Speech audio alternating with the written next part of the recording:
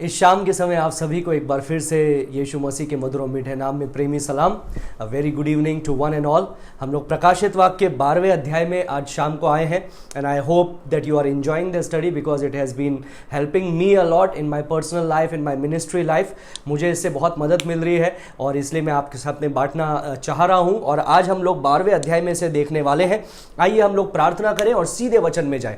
धन्यवाद देते हैं प्रभु इस शाम के समय के लिए। परमेश्वर, एक बार फिर से जब हम तेरे सम्मुख इकट्ठे होते हैं, हम प्रार्थना करते हैं परमेश्वर कि तेरे वचन की प्रेरणा से, तेरे आत्मा के अभिषेक से तू हमको कई बातों को सिखाने पाए परमेश्वर, तेरे वचन की ज्ञान और प्रकाश देने पाए परमेश्वर, ताकि हम अपने इन अंत दिनों के अंदर बुद्धिमानी से चाल चलन रखें परमेश्वर। सारी बात में तेरे नाम को महिमा देते हैं, यीशु के नाम से मांगते हैं, सुनो ग्रहण कर पिता, आमीन। आइए हम लोग सीधे आगे जाएंगे। प्रकाशित वाक्य उसका 12वां अध्याय, उसके पहले पद से 6ठे पद तक आज शाम को हम लोग देखने वाले हैं। प्रकाशित वाक्य उसका 12, उसका 1 से 6। और आज शाम के लिए जो हमारा विषय है, मुख्य विषय है, वो विषय है द वॉर इन हेवन, मतलब स्वर्ग में युद्ध। हिंदी में लिख दीजिए स्वर्ग में युद्ध। और इसके अंदर हम देखने जा रहे हैं उस स्त्री के बारे में, उस बच्चे के बारे में और उस बड़े लाल अजगर के बारे में, about that great red dragon. So we are going to see about the lady, the women, we are going to see about the child and we are going to see about the great red dragon. ये 3 चीजों के बारे में हम लोग देखने जा रहे हैं। और लोगों की अलग अलग मानसिकताएं हैं इसको लेकर के, लोगों की अलग अलग सोच है, लेकिन हम लोग वचन से देखेंगे कि परमेश्वर का वचन हमको इन सब के बारे में क्या बताता है। आइए हम लोग ज्यादा समय ना गंवाते हुए सीधे हम लोग वचन में सबसे पहले जाएंगे और फिर मैं उसके बारे में आपको कुछ बातें बताना चाहूंगा। प्रकाशित वाक्य उसका 12वां अध्याय, उसके पहले पद से 6ठे पद तक सबसे पहले हम लोग उसको पढ़ लेंगे, हिंदी में पढ़ेंगे। फिर स्वर्ग में एक बड़ा चिन्ह दिखाई दिया, अर्थात एक स्त्री जो सूर्य ओढ़े हुए थी और चांद उसके पांव तले था और उसके सर पर 12 तारों का मुकुट था। वह गर्भवती हुई और चिल्लाती थी क्योंकि प्रसव की पीड़ा में थी। एक और चिन्ह स्वर्ग में दिखाई दिया और देखो, एक बड़ा लाल अजगर था जिसके 7 सर और 10 सींग थे और उसके सींगों पर 7 मुकुट, राज मुकुट थे। उसकी पूंछ ने आकाश को, तारों की 1/3 को खींचकर पृथ्वी पर डाल दिया। वह अजगर उस स्त्री के सामने जो जच्चा थी खड़ा हुआ कि जब वह बच्चा जने तो उस बच्चे को निगल जाए। वह बेटा जनी जो लोहे का दंड लिए हुए सब जातियों पर राज्य करने पर था, और वह बच्चा एकाएक परमेश्वर के पास और उसके सिंहासन के पास उठाकर पहुंचा दिया गया। और वह स्त्री उस जंगल में भाग गई जहां परमेश्वर की ओर से उसके लिए एक जगह तैयार की गई थी कि वह 1260 दिन तक पाली जाए। परमेश्वर के इस वचन के पढ़े और सुने जाने पे परमेश्वर हम में से प्रत्येक को आशीष दे। याद रखिएगा, ये जो लूसीफर के गिरने के बाद में ये जो पद हम लोग जो देख रहे हैं 12वां अध्याय, ये हमको उस युद्ध के बारे में बता रहा है, उस युगों से चले आ रहे युद्ध के बारे में बता रहा है। जो मैं आपको फिर से याद दिलाऊंगा, जो मैंने अभी अभी बोला, लूसीफर के गिरने के बाद में, उसके पाप में पड़ने के बाद में, जिसको बोला जाता था भोर का तारा, जिसको बोला जाता था अति शोभायमान, जिसको बोला जाता था कि प्रिंस ऑफ एंजल्स, इस प्रकार का angelic host, highest of the angelic host, इस प्रकार के शब्दावली वाले बोले जाने वाले जो लूसीफर है, उसके गिरने के बाद में वो लूसीफर से गिर करके शैतान बन गया, जिसका मतलब है विद्रोही, जिसका मतलब है बलवा करने वाला। वो परमेश्वर का बैरी बन गया और वो स्वर्ग से नीचे गिरा दिया गया। और याद रखिए, उसके पश्चात, उसके गिराए जाने के पश्चात ये जो युद्ध है, ये युगों युगों से चलता आ रहा है। वो परमेश्वर के विरुद्ध बलवा करता है, वो परमेश्वर के विरुद्ध युद्ध करता है, वो परमेश्वर के विरुद्ध खड़ा होने वाला, परमेश्वर के लोगों के विरुद्ध खड़ा होने वाला एक दुष्ट आत्मा बन गया है। और फिर हम लोग देखते हैं कि वो जब गिराया गया तो उसने 1/3 स्वर्गदूतों को अपने साथ में इस वॉरफेयर में या इस युद्ध के अंदर खींच लिया। और हम लोग देखते हैं कि इस युद्ध में अदन के बगीचे में उसने आदम और हवा को भी खींच लिया। और फिर हम लोग देखते हैं कि अविश्वासियों को, जो ये 60 साल के समय को हम लोग देख रहे हैं, वो 60 साल के समय में जो अविश्वासी हैं, जो लोग हैं, उनको भी वो उस युद्ध में खींच रहा है। और फिर अंत में हम लोग देखते हैं कि ये एक अर्मागदन का युद्ध जो हम लोगों ने कल देखा था, जिसके बारे में कल थोड़ी हम लोगों ने चर्चा की थी, जो अंत में होने वाला है, उसके अंदर वो परमेश्वर के सामने अपनी सेना को इकट्ठा करके लेकर के आने वाला है और अंतिम युद्ध परमेश्वर से वो करने वाला है, जिसमें वो हारने वाला है। मसीह उसको हराएगा और मसीह उसको अथाह कुंड के अंदर 1000 साल के लिए डाल देगा। दैट इज द क्लाइमैक्स, ये है क्लाइमैक्स। अभी हम लोग एक बात याद रखिए, हम लोगों ने 70वां हफ्ता देखा था, 70th week from the book of Daniel नबी की पुस्तक से हम लोगों ने 70 हफ्ते के बारे में देखा था, सप्ताहों के बारे में देखा था, जो एक भविष्यवाणी थी इजरायलियों के लिए। और फिर हम लोगों ने देखा था 69 सप्ताह बीत चुके हैं और बीच में एक अननोन पीरियड ऑफ टाइम है, जो आज का समय है, कलीसियाई युग है। लेकिन फिर अंत का वो सप्ताह जो एक बाकी है, वो फिर से आने वाला है, जिसको बोलते हैं क्लेश का समय या 7 साल का समय, जो हम लोग डैनियल की नबी की पुस्तक से हम लोग देखते हैं और हम लोग प्रकाशित वाक्य से देखते हैं, और भी कई जगह से हम लोगों ने इसके बारे में चर्चा की और देखा। अब याद रखिए, हमको पता है इस युद्ध में विजेता कौन होने वाला है, क्योंकि हम लोगों ने 11वां अध्याय उसका 14वां पद ऑलरेडी पढ़ लिया है। 11 का 14 में हम लोगों ने क्या पढ़ा था? दूसरी विपत्ति बीत चुकी, देखो तीसरी विपत्ति शीघ्र आने वाली है। और 15 में क्या लिखा है? जब 7वें दूत ने तुरही फूंकी तो स्वर्ग में इस विषय में बड़े बड़े शब्द होने लगे, जगत का राज्य हमारे प्रभु का और उसके मसीह का हो गया और वो युगान युग राज करेगा।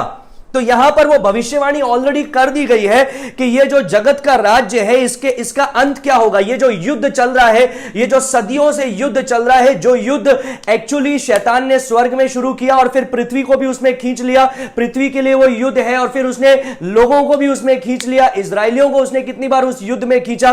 तो ये क्या हो रहा है, इसका अंत क्या होगा, क्लाइमैक्स क्या होगा, वो हम लोगों ने ऑलरेडी कल परसों में देख लिया है, जिसमें शैतान हार जाता है, शैतान को अथाह कुंड में 1000 साल के लिए डाल दिया जाता है और अंत में उसको और दुष्टात्माओं को और जितने लोग उसके पीछे चलने वाले हैं उसकी सेना को आग की झील में डाल दिया जाता है। That is their eternal destiny, वही है उनकी अनंत काल का स्थान।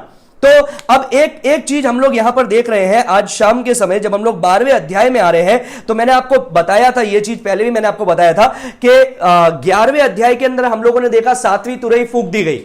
फिर हम लोग उसका कुछ असर नहीं देख रहे, क्योंकि 12 अध्याय, 13 अध्याय, 14 अध्याय उसके बीच में है। फिर हम लोग 15वें अध्याय में आते हैं, तब इस तुरही का असर हमको पता चलता है, जो 18वें अध्याय तक रहने वाला है, जिसके बारे में हम लोग विस्तार से चर्चा करेंगे। तो ये 12, 13, 14 अध्याय क्यों है बीच में? मैंने कल भी आपको याद दिलाया था, ये 12, 13, 14 ये 3 अध्याय इसलिए है क्योंकि ये हमको उस युद्ध के बारे में बताते हैं, उस लूसीफर के बारे में बताते हैं, उस शैतान के बारे में बताते हैं, जो युगों युगों से परमेश्वर के विरुद्ध युद्ध करता आया है। So chapter number 6 to chapter number 11, जब हम लोग 6ठे अध्याय से 11वें अध्याय तक देख रहे हैं, we are seeing that 7 years tribulation period, हम लोग वो 7 साल का जो क्लेश का समय है, we are seeing that period through God's eye. क्यों? 4थे अध्याय में परमेश्वर ने यूहन्ना को स्वर्ग में उठा लिया और फिर वहां से वो परमेश्वर के नजरिए से वो सारी चीजों को देख रहा है। लेकिन 12, 13, 14 अध्याय है, we are going to look at this 7 years period through the Satan's perspective. शैतान के दृष्टिकोण से हम लोग ये 3 अध्यायों को देखने वाले, इन 3 अध्यायों में देखने वाले हैं उस 7 साल के समय को। अभी एक बात याद रखिएगा, हम लोगों ने परमेश्वर के तरीके से देखा, परमेश्वर क्या क्या करने वाला है, उन बातों को देखा। अब हम लोग ये देखने वाले हैं कि शैतान क्या कर रहा है, कैसे गिराया गया और उसके कार्य क्या है, उसके कार्यकलाप क्या है और वो किस प्रकार से अपने कार्य को करता है इस 60 साल के समय में। We are going to see series wise from chapter number 12, chapter 13 and chapter 14। 12, 13, 14वें अध्याय में हम लोग ये देखने वाले हैं। तो याद रखिए, we already know what is the role of God in this 7 years period. हमने जान लिया है, देख लिया है कि ये 60 साल के समय में परमेश्वर की क्या भूमिका है। We already know the activities of God. We already know the judgment plan of God. परमेश्वर के न्याय के लिए योजना को हम जानते हैं। We already know the work of salvation in that 7 years period. वो 60 साल के समय में परमेश्वर की जो अन्य जातियों को, इजरायलियों को बचाने की भूमिका है, उसको भी हम जानते हैं, कार्य को जानते हैं। अब हम क्या देखने वाले हैं? अब हम वही शैतान के बारे में देखने वाले हैं कि शैतान उस 60 साल के अंदर क्या करेगा, शैतान और उसकी दुष्टात्माएं क्या क्या चीजें करेगी। And that's why Jesus already describe this in Matthew chapter 24, मत्ती 24 के अंदर यीशु ने इन बातों को पहले से बता दिया है कि यह एक ऐसा समय होगा like no other time in the history. इतिहास में ऐसा कोई समय नहीं हुआ जो ये 7 साल का समय होने वाला है, क्योंकि याद रखिए स्वर्ग से क्या आ रहा है? परमेश्वर का प्रकोप, परमेश्वर का दंड, परमेश्वर का वो दिन जो जिसके बारे में हम लोगों ने विस्तार से चर्चा की। लेकिन अभी पृथ्वी पर क्या हो रहा है? शैतान भी अपने प्रकोप को दर्शा रहा है, शैतान भी अपने क्रोध को दर्शा रहा है, शैतान भी अपने शैतानियत को दर्शा रहा है। परमेश्वर अनगॉडली पर अपने सारी बातों को डाल रहा है, और शैतान क्या कर रहा है? गॉडली लोगों पर, भक्तिपूर्ण लोगों पर अपने श्राप को या अपने गुस्से को निकाल रहा है। तो यह एक ऐसा समय होने वाला है जो which will be the worst possible time, जो एक सबसे भयानक समय है। We can not even imagine those events. हम उसको कल्पना भी नहीं कर सकते हैं, both from God side as well as from Satan side. परमेश्वर तो दंड दे रहा ही है, साथ में शैतान भी क्या कर रहा है? उसके अंदर वो और अपने गुस्से को पृथ्वी पर ला रहा है, वो और बातों को पृथ्वी पर कर रहा है। So chapter number 12, chapter number 13, chapter number 14 हम लोग पहले से देख रहे हैं ये 7 साल के समय को, और 7 साल नहीं, उससे पहले हम लोग जाएंगे। We will go to the eternity and then we will look back to this 7 years period. और फिर जब हम लोग 15वें अध्याय में आएंगे, हम लोग यहीं पर ही पहुंच जाएंगे जहां पर हम पहले थे, हम लोग उसी जगह पर ठीक पहुंच जाएंगे। So as we go ahead, जैसे हम लोग आगे बढ़ रहे हैं, I want you to understand this things very clearly. मैं चाहता हूं कि आप बहुत ही गौर से सुने, बहुत ही अपना नोटपैड वगैरह लेकर के बैठिए और इसको लिखिए, क्योंकि पवित्र आत्मा ने बहुत ही सही रीति से या सटीक रीति से उसने इन बातों को डिजाइन किया है, यूहन्ना को बताया है। और पवित्र आत्मा क्या कर रहा है? क्रिएशन के समय तक लेकर के जा रहा है और बता रहा है कि किस प्रकार से शैतान का रोल है और शैतान ने क्या क्या बातों को किया है। So we are going all the way back to the start of spiritual warfare. हम लोग उस आत्मिक युद्ध को शुरुआत में जाके देखने वाले हैं। So in the first few chapters, हम लोग जो पहले अध्यायों के अंदर देखेंगे 12, 13, 14 के अंदर हम लोग उन बातों को देखने वाले हैं। लेकिन 12वें अध्याय के पहले 3 पदों को, 3 से 4 पदों को हम लोग देखने वाले हैं अनंत के अंदर जाकर के, कि जब ये शुरू हुआ तो किस प्रकार से ये युद्ध शुरू हुआ और कैसे ये युद्ध चल रहा है। So I'll give you brief comment on that, about the fall of Satan. I'll give you brief comment about the fall of man. That's what chapter number 12 it deals with. वही चीजें वो 12वां अध्याय बताता है। मनुष्य की गिरावट के बारे में बताता है, शैतान की गिरावट के बारे में बताता है, और वो बताता है कि शैतान ने किस प्रकार से बलवा किया, परमेश्वर के विरुद्ध बलवा किया, किस प्रकार से उस अदन के बगीचे के अंदर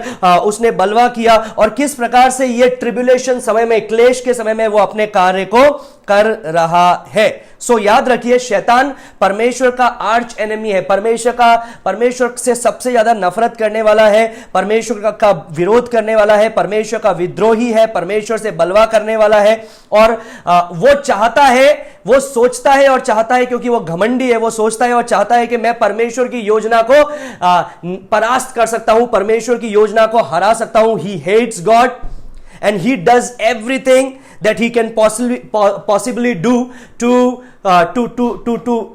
to do against of God's purposes। परमेश्वर के योजनाओं के विरुद्ध खड़े होने के लिए जो वो कर सकता है, वो सारे चीजों को करने की कोशिश करता है। First he attempted to destroy the paradise of heaven। सबसे पहले स्वर्ग लोक को उसने तबाह करने के लिए कोशिश किया, और उसने 1/3 स्वर्गदूतों को अपने साथ में लेकर के चला गया। दूसरा, जो पृथ्वी पर अदन का बगीचा था उसको उसने नाश करने का कोशिश किया, और फिर क्या किया? इजराइलियों को उसने नाश करने का कोशिश किया। और अभी ये अंत के समय को, कि किसी प्रकार से ये परमेश्वर का राज्य ना आए, उसको वो नाश करने का कोशिश कर रहा है। But you know what is going to happen. हम जानते हैं क्या होने वाला है, क्योंकि हम लोगों ने 11वां अध्याय का 15वां पद पढ़ लिया है। अभी जब आप 12वां अध्याय, 13वां अध्याय और 14वां अध्याय में आप आएंगे, इन 3 अध्यायों में आएंगे, तो आप विशेष करके 6 चिन्हों को देखेंगे। You will see 6 different science, 6 अलग अलग चिन्ह को देखेंगे। एक्चुअली 7 है, लेकिन 6 तो विस्तृत रीति से है, उनको हम लोग देखने वाले हैं। क्या क्या है मैं आपको बताता हूं।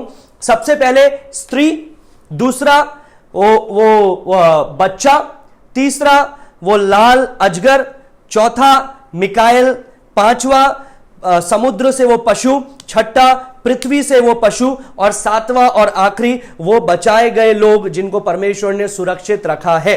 तो इन 6 अलग अलग साइन को, 7 अलग अलग साइन को, चिन्हों को हम लोग देखने जा रहे हैं। तो मेरे साथ में बने रहिए और हम लोग इसमें से 3 चीजों को आज हम लोग देखने वाले हैं।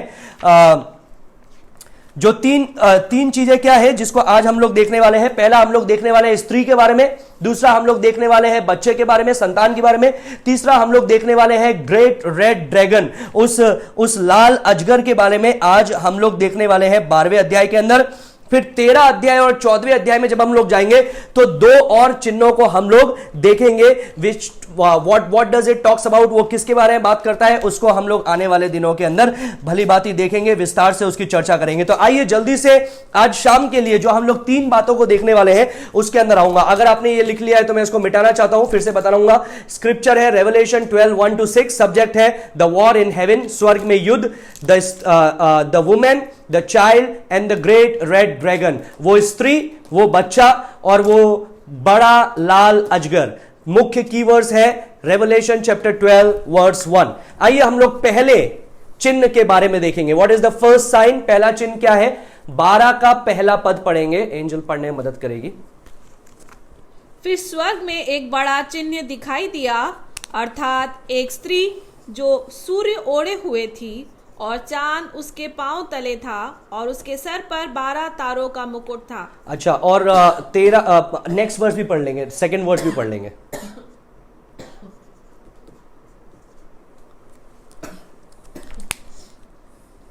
सेकंड वर्स में लिखा है, सॉरी एंजल को खांसी आ रही है। सेकंड वर्स में लिखा है वो गर्भवती हुई और चिल्लाती थी क्योंकि प्रसव की पीड़ा में थी। अभी याद रखिए हम क्या क्या चीज इसमें से देख रहे हैं। सबसे पहले हमको परमेश्वर का वचन बता रहा है अबाउट द ग्रेट साइन। सबसे पहले हम लोग क्या देख रहे हैं, हम लोग देख रहे हैं उस स्त्री के बारे में, वर्स 1 और 2, 12 का 1 और 2। इसमें सबसे पहले हम लोग क्या देखते हैं, ए, हम लोग ए इसमें देखते हैं। सबसे पहली चीज देख रहे हैं द साइन, चिन्ह। अभी चिन्ह का मतलब क्या है, चिन्ह सिर्फ चिन्ह नहीं है, यहां पर लिखा है great sign, sorry the great sign, ये बड़ा चिन्ह 12 का 1 में लिखा है। फिर स्वर्ग में एक बड़ा चिन्ह दिखाई दिया। अब ये बड़ा चिन्ह का मतलब क्या है, ये जो बड़ा शब्द है ये आप लोग आने वाले समय के अंदर भी और जगह पर देखने वाले हैं। सबसे पहला आप लोगों ने 12 का 1 में देखा, दूसरा देखने वाले हैं 12 का 3 में जहां पर बड़ा लिखा है, तीसरा देखने वाले हैं 12 के 12 में, और चौथा बड़ा देखने वाले हैं 12 के 14 में। तो 4 बार ये बड़ा शब्द हमको 12वें अध्याय में देखने के लिए मिलता है। 12 का 1, 12 का 3, 12 का 12 और 12 का 14 यहां पर लिख दूंगा आपके लिए ताकि आप उसको नोट कर सकेंगे। 12 का 1, 12 का 3, 12 का 12 और 12 का 14, ये 4 बार आप इस शब्द को देखते हैं बड़ा। यूनानी भाषा में इसका शब्द आपको पता होगा अगर आपने पिछले सेशंस अटेंड किए हैं, और उसका यूनानी भाषा में जो शब्द है वो है मेगास। मेगास मतलब विशाल, मेगास मतलब भीम का है, मेगास मतलब something which is huge, which is literally very huge. और ये जो चिन्ह शब्द है, the word sign, the word sign is used 7 times in the book of Revelation. प्रकाशित वाक्य की पुस्तक में चिन्ह शब्द 7 बार आया है। अभी याद रखिएगा, a sign means something is occurring that point to something else. कुछ हो रहा है जो किसी और चीज के बारे में बताता है। चिन्ह का मतलब क्या है, कुछ दिखाई दे रहा है लेकिन वो किसी और के बारे में बता रहा है। Once again, a sign is the symbol of the reality. वास्तविकता का एक परछाई है या वास्तविकता की एक चिन्ह है ये चिन्ह। A sign is a symbol of reality. For example, मैं आपको एग्जाम्पल दूंगा। मान लीजिए आप अपनी गाड़ी चला करके जा रहे हैं, राजस्थान का बॉर्डर आप क्रॉस कर रहे हैं, राजस्थान का बॉर्डर क्रॉस करके आप जयपुर जाना चाहते हैं, तो जयपुर का जैसे ही जो एंट्री पॉइंट आएगा वहां पर आपको जयपुर लिखा हुआ दिख जाएगा, जो आपको साइन बोर्ड दिखेगा उस पर लिखा रहेगा जयपुर। तो आप क्या करेंगे, उस पर चढ़ के खड़े हो जाएंगे और बोलेंगे मैं जयपुर पहुंच गया? नहीं, वो एक रियलिटी का एक सिंबल है, वो एक चिन्ह है। तो याद रखिए, जहां जहां वचन में लिखा गया है चिन्ह, तो वहां वहां हमको क्या करना है, हमको उसको जैसे जैसे साइंस को हमको इंटरप्रेट करना पड़ता है, उसी प्रकार से उसको हमको व्याख्या करना है। लेकिन बाकी के जो पवित्र शास्त्र है, बाकी का जो प्रकाशित वाक्य की पुस्तक है, उसको हमको जैसा लिखा है literal interpretation should be there. कई लोग बोलते हैं कि नहीं, प्रकाशित वाक्य की जो पुस्तक है ये पूरी साइन है, पूरी साइन लैंग्वेज इसके अंदर यूज में ली जा रही है, कुछ भी वास्तविक नहीं हो रहा है। लेकिन ये जो 7 बार साइन शब्द लिखा गया है, चिन्ह शब्द लिखा गया है, ये पवित्र आत्मा हमको विशेष करके बता रहा है कि ये जो स्त्री है, इसका मतलब ये नहीं कि वो एक वास्तविक स्त्री है, इसका मतलब वो वास्तविकता को दर्शाने वाला एक चिन्ह है। तो इसलिए ये शब्द दिए गए हैं 7 बार चिन्ह। तो याद रखिए, जहां जहां चिन्ह शब्द आता है, वहां वहां हम उसको, जैसे चिन्हों को हम लोग व्याख्या करते हैं, उसी प्रकार से उसका मतलब देखना पड़ेगा। लेकिन बाकी समय के अंदर हमको लिटरली परमेश्वर के वचन को, प्रकाशित वाक्य को हमको अनुवाद करना है। साइन का ग्रीक वर्ड है सेमियोन, और सेमियोन का मतलब है it points out to the reality, ये हमको कुछ वास्तविकता की ओर दर्शाता है। तो यहां पर लिखा है, वो स्वर्ग में उसने एक बड़ा चिन्ह देखा। 12:1 में, स्वर्ग में मैंने एक बड़ा चिन्ह देखा। स्वर्ग में एक बड़ा चिन्ह देखा। पहले हम लोगों ने देखा था वो स्वर्ग के नजरिए से देख रहा है, पृथ्वी पर सब बातों को होते हुए देख रहा है। अभी क्या लिखा है, स्वर्ग में उसने एक बड़ा चिन्ह देखा। मतलब अभी हो सकता है कि वो नीचे के नजरिए से ऊपर देख रहा है, क्योंकि अभी 12, 13, 14 क्या होने वाला है, शैतान क्या करने वाला है वो देखना, वो परमेश्वर उसको दिखा रहा है, पवित्र आत्मा उसको दिखा रहा है। तो हो सकता है वो नीचे है, we can not be certain about that, लेकिन इस भाषा से हमको ऐसा लगता है कि वो नीचे है और वो ऊपर की ओर देख रहा है, and he is seeing this events. तो क्या देखा उसने? सबसे पहले उसने देखा उस स्त्री को। क्या देखा उसने? ही सॉ द वुमेन, उसने उस स्त्री को देखा। और स्त्री का मतलब क्या है? So there are different kind of interpretation about that. लेकिन उससे पहले मैं बताना चाहता हूं, प्रकाशित वाक्य में 4 बार ये स्त्री साइन आया है, चिन्ह के लिए स्त्री शब्द आया है प्रकाशित वाक्य में 4 बार। अगर आपको याद हो, और अगर आप हमारे साथ बने हुए थे जब हम लोग 7 कलीसिया का अध्ययन कर रहे थे, तो आपको याद है प्रकाशित वाक्य 2 अध्याय उसके 20वें पद में पहली स्त्री के बारे में हम लोगों ने पढ़ा था। उस स्त्री का नाम क्या था? इजबेल। उस स्त्री का नाम क्या था? जेजबेल। और जेजबेल किसको सिंबलाइज करती है, किसके बारे में बताती है? जेजबेल बताती है पेगनिज्म को, सिंफुलनेस को, विकेड पेगनिज्म को, मतलब अन्य जाति की बातों को बताती है, मूर्ति पूजा को बताती है, व्यभिचार को बताती है। और ये किसको सिंबलाइज करती है? जेजबेल प्रकाशित वाक्य 2:20 में सिंबलाइज करती है उन लोगों को जो लोगों को अन्य जाति की ओर खींच करके लेके जाते हैं, मूर्ति पूजा की ओर खींच के लेके जाते हैं और अडल्ट्री की ओर खींच के लेके जाते हैं। दूसरी स्त्री जिसका वर्णन है वो है 17वें अध्याय के अंदर, जिसको हम आने वाले दिनों में देखने वाले हैं, प्रकाशित वाक्य 17 में। उसका नाम लिखा हुआ है द स्कारलेट वुमेन। स्कारलेट का हिंदी शब्द क्या है मैंने देखा नहीं था पहले, लेकिन द स्कारलेट वुमेन। अब स्कारलेट वुमेन किसको सिंबलाइज करती है? इट सिंबलाइज प्रोस्टिट्यूशन या प्रोस्टिट्यूट। वो वेश्या के बारे में बताती है, जो 17वां अध्याय में जिसको हम देखते हैं वेश्या के बारे में है। और वेश्या किसको बताती है? It represent the religious world, religious system, दुनिया का धर्म की प्रणाली या धर्म की प्रणाली, धार्मिकता की प्रणाली जो दुनिया की है उसको वो दर्शाती है। फिर तीसरी स्त्री के बारे में हम लोग पढ़ते हैं प्रकाशित वाक्य 19वां अध्याय उसका 7वां पद, प्रकाशित वाक्य 19 का 7। और उस स्त्री के बारे में क्या लिखा है? इट इज वो वाइफ ऑफ द लैम्ब, या फिर वो मेमने की दुल्हन करके कहा गया है, which symbolize the bride, which symbolize the true church. हमको पता है जो कलीसिया को परमेश्वर की मेमने की दुल्हन करके बोला गया है। तो जेजबेल है विच रिप्रेजेंट पेगनिज्म, जो मूर्ति पूजा को, अन्य जाति को बताती है। दूसरी स्त्री के बारे में बताया है वो वेश्या, जो बताती है उन धर्मों को जो उस समय में चलेंगे और वो धर्म जो परमेश्वर से विरुद्ध है। तीसरा स्त्री जो है वो मेमने की दुल्हन, वो बताती है कलीसिया को। चौथी स्त्री ये 12वें अध्याय का पहले पद में हम लोग देख रहे हैं, चौथी स्त्री। अब ये क्या है? इट सिंबलाइज एडवर्सिटी, ये मुश्किल परिस्थितियों को बताती है। और रिप्रेजेंट किसको करती है? आइए हम लोग देखेंगे क्या किस को ये रिप्रेजेंट कर सकती है। अलग अलग धारणाएं हैं, अलग अलग लोगों की मानसिकता है। मैं आपको इसलिए बता रहा हूं क्योंकि हमको पता होना चाहिए कि लोग क्या बोल रहे हैं और उसको रिफ्यूट कैसे करना है, उसका सही चीज कैसे बाइबल से हमको पता करना है। सबसे पहले कई लोग बोलते हैं ये जो लेडी है, ये जो जिस स्त्री का नाम यहां पर बारे में लिखा है, शी इज मेरी, वो लोग बोलते हैं वो कौन है, वो मरियम है, क्योंकि मरियम को कैथोलिक लोग बोलते हैं क्वीन ऑफ हेवन, स्वर्ग की रानी करके उसको पदवी दी गई है। ऑल्सो डिस्क्राइब्ड एज क्राउन, उसको मुकुट करके बताया गया है। ज्यादातर जो रोमन कैथोलिक कलीसिया है वे लोग इस मानसिकता को, इस धारणा को रखते हैं कि ये जो स्त्री है ये है मरियम, और इसलिए मरियम की पूजा की जाती है, इसलिए मरियम को इमैक्युलेट मेरी बोला जाता है कि कभी उसने पाप नहीं किया। और कई ऐसे इवेंजेलिकल पास्टर्स भी हैं जो ये मानते हैं कि मरियम ने कभी पाप नहीं किया, लेकिन वचन में ऐसा कहीं नहीं लिखा है। वचन में लिखा है जितने लोग पैदा हुए मनुष्य के द्वारा वो सब पाप में पैदा हुए, एक ही पाप रहित पैदा हुआ और वो है उस स्त्री का संतान, वो है यीशु मसीह। दूसरा हम लोग देखते हैं, कई लोग बोलते हैं ये जो स्त्री है ये है कलीसिया, शी इज द चर्च, कलीसिया है। तो क्या यह कलीसिया हो सकती है क्या? आप सोचिए, क्या यह स्त्री कलीसिया हो सकती है? अगर स्त्री कलीसिया है तो कलीसिया ने यीशु को थोड़ी जन्म दिया, क्योंकि हम लोग बाद में देखेंगे इस स्त्री ने एक बच्चे को जन्म दिया।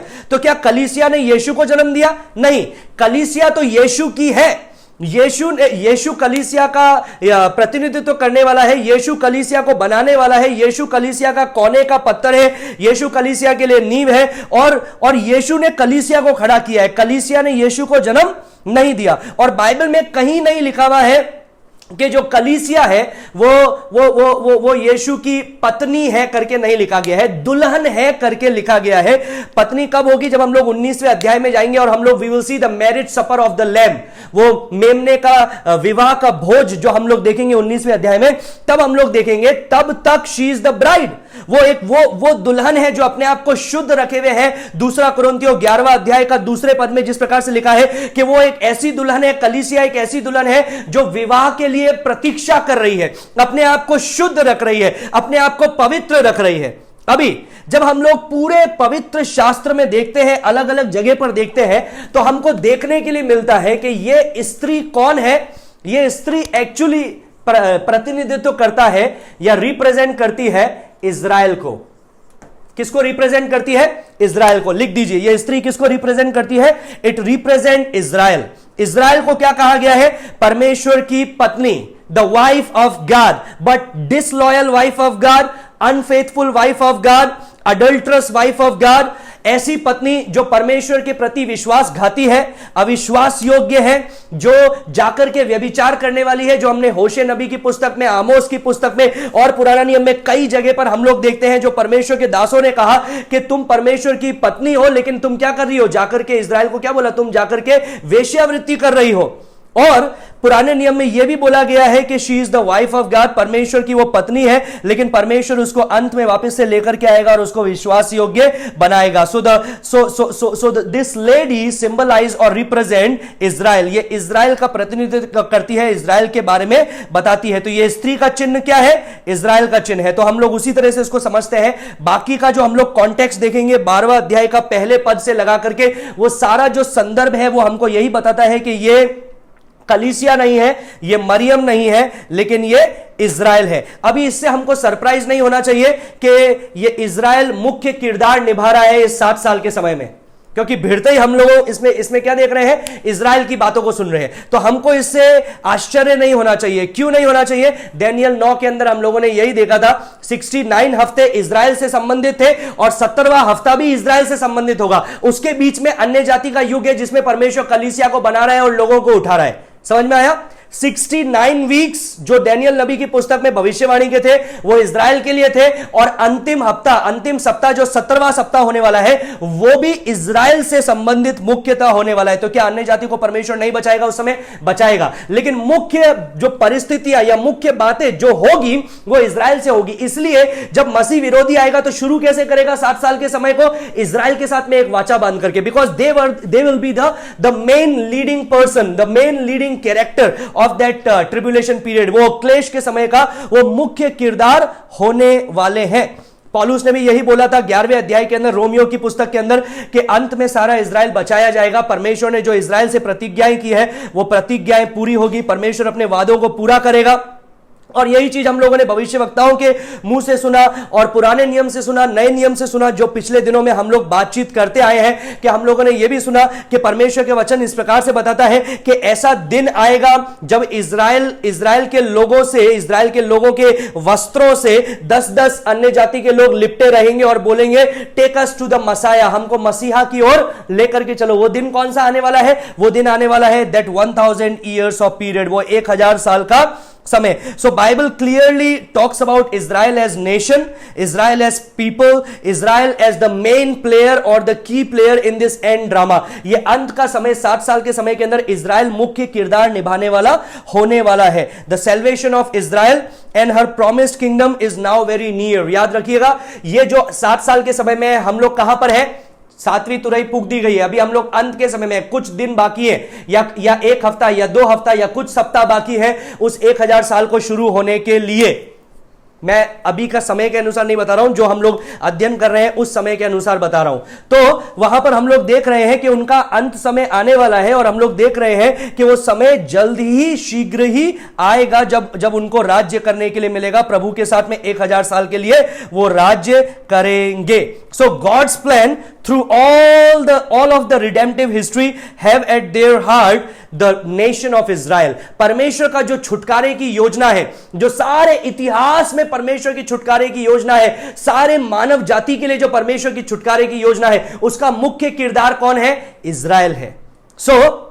हम लोग ये जानते हैं कि शैतान भी किसको, अगर शैतान किसी को पूरी रीति से नष्ट करना चाहता है, किसी का विरोधी होना चाहता है, तो किसका होगा? इजराइल का। क्यों? Because Israel is at the centre of God's plan. परमेश्वर की योजना का मुख्य केंद्र बिंदु है इजराइल, वहां से सारी चीजें चालू हो रही है। तो शैतान उसी के विरुद्ध है, हमेशा से उसके विरुद्ध है और उसको पूरी तरह से हटाना चाहता है, पूरी तरह से परास्त करना चाहता है। So if he could destroy Israel, अगर वो इजराइल को नाश कर देगा, if he could wipe them out, अगर पूरी तरह से उसको नाश कर सकता है, तो परमेश्वर की योजना का खंडन कर सकता है, क्योंकि परमेश्वर ने बोला है मैं अपने लोगों को सुरक्षित लेकर के आऊंगा और उनको एक राज्य करने के लिए मौका दूंगा मेरे संग। तो अगर इजराइल को वो नाश कर सकता है तो वो उसको नाश करने के लिए ट्राई करेगा। So the Satan's main target will be Israel in this 7 years period. ये 7 साल के समय में शैतान का मुख्य टारगेट क्या होगा? इजराइल। अभी हम लोगों ने देखा बड़ा चिन्ह, हम लोगों ने देखा स्त्री, हम लोग देखते हैं इस स्त्री के कपड़े, इस स्त्री के वस्त्र। लिख दीजिए हर क्लोथिंग, इस स्त्री के वस्त्र कैसे है? पढ़ेंगे पहला पद के अंदर 12:1। फिर स्वर्ग में एक बड़ा चिन्ह दिखाई दिया, अर्थात एक स्त्री जो सूर्य ओढ़े हुए थी, सुनिएगा, और चांद उसके पैरों तले था, और उसके सर पर 12 तारों का मुकुट, 12 तारों का मुकुट था। 3 चीजें, सूर्य ओढ़े हुए है, पैरों के नीचे चांद है और उसके सर पर 12 तारों का मुकुट है। अभी जितने लोग बाइबल से परिचित हैं या बाइबल के स्टूडेंट हैं, ये पद को सुनते ही उनका ध्यान कहां जाएगा? उत्पत्ति की पुस्तक 37वां अध्याय। आइए निकालेंगे जेनेसिस चैप्टर 37। जेनेसिस चैप्टर 37, वहां पर हम लोग आइडेंटिकल एक चीज होते हुए देखते हैं, एक घटना होते हुए देखते हैं। 37 का 9 पढ़ेंगे, 37 का 9। फिर उसने एक और स्वप्न देखा, ये यूसुफ के बारे में है। और अपने भाइयों से उसका भी यो वर्णन किया। हाँ। सुनो, मैंने एक और स्वप्न देखा है कि सूर्य और चंद्रमा और 11 तारे मुझे दंडवत कर रहे हैं। इस स्वप्न का उसने अपने पिता और भाइयों से वर्णन किया। तब उसके पिता ने उसको डांट कर कहा, ये कैसा स्वप्न है जो तूने देखा है? क्या सचमुच मैं और तेरी माता और तेरे भाई सब जाकर तेरे आगे भूमि पर गिरेंगे, दंडवत करेंगे? उसके भाई उससे डाह करते थे, पर उसके पिता ने उसको उस वचन को स्मरण रखा। हाँ, 37 का 9 से 11 हम लोगों ने अभी पढ़ा। उत्पत्ति 37वां अध्याय 9 से 11। अब आप बोलेंगे कि वादा तो, प्रतिज्ञा तो जो थी, वाचा जो थी, वो तो अब्राहम के साथ में बांधी गई थी। बिल्कुल सही है, वाचा अब्राहम के साथ में बांधी गई थी, लेकिन याकूब जब तक नहीं आया तब तक इजराइल का एक राज्य, एक देश की जैसे गठन नहीं हुआ, परमेश्वर के एक बड़े राज्य की जैसे गठन नहीं हुआ। क्योंकि आप लोगों को पता है, अब्राहम से इजहाक, इजहाक से याकूब, और याकूब का नाम नाम बदल करके परमेश्वर ने इज़राइल किया और इज़राइल से वो फिर 12 गोत्र निकले जिसके बारे में हम लोग पढ़ते हैं, जो इज़राइल कहलाई, जो आज जो इज़राइल जिसको बोलते हैं वो कहलाई। अभी याद रखिएगा इस कहानी के अंदर क्या हो रहा है। हम लोग जानते हैं इस कहानी के अंदर यूसुफ को परमेश्वर एक सपना दिखा रहा है और जो ये यूसुफ था ये एक बिल्कुल ही भिन्न व्यक्ति था, बिल्कुल ही एक अलग व्यक्ति था और उसका एक चरित्र ये था कि वो सपने देखता था। और उसने क्या सपना देखा? उसने सपना देखा कि फिर से एक बार देखेंगे, उसके सपने में उसने क्या देखा? सूरज, चांद और 11 तारे उसके सामने दंडवत कर रहे हैं। सूरज, चांद और 11 तारे उसके सामने क्या कर रहे हैं? दंडवत कर रहे हैं, जो उसके 11 भाई हैं। और सूरज है उसका पिता याकूब और जो उसकी मां है राहेल है वो है चांद और फिर 11 तारे हैं। तो यही चीज जब हम लोग प्रकाशित वाक्य 12वां अध्याय में देखते हैं, so it connects very very very clearly, एक दूसरे के साथ में बहुत ही स्पष्ट रीति से वो जुड़ती है। अब आप बोलेंगे कि ये 12, यहां पर तो प्रकाशित वाक्य 12वां अध्याय का दूसरा पद के अंदर, पहला पद के अंदर लिखा हुआ है 12 तारे, 11 तारे नहीं है। लेकिन यहां पर जब हम देख रहे हैं उत्पत्ति 37वां अध्याय के अंदर, वहां पर 12 तारे नहीं लिखा है, 11 तारे लिखे हैं। ऐसा क्यों? उसका कारण यह है कि 12वां तारा कौन है? स्वयं यूसुफ है, स्वयं वो खुद है। और वो क्या है? वो उसके सर पे एक तारों की तरह जो हम लोग यहां पर देख रहे हैं। और यही चीज हम लोगों को परमेश्वर के वचन से अलग अलग जगह से हम लोगों को देखने के लिए मिलता है। तो ये इज़राइल का वर्णन कर रहा है, ये तस्वीर इज़राइल का वर्णन कर रहा है। अभी सर पे सूरज का मतलब क्या है? सूरज का मतलब है it talks about glory, it talks about brilliance, it talks about dignity. वो बताता है महिमा के बारे में, वो बताता है पराक्रम के बारे में, वो बताता है शोभायमान के बारे में। तो वो सूर्य है। अब चांद उसके पैरों में है, इसका अर्थ क्या है?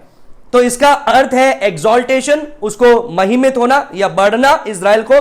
या उसका अर्थ यह भी हो सकता है, क्योंकि इज़राइल के आपको पता है कवनेंट रिलेशनशिप, परमेश्वर के साथ में वाचा का उनका एक संबंध है।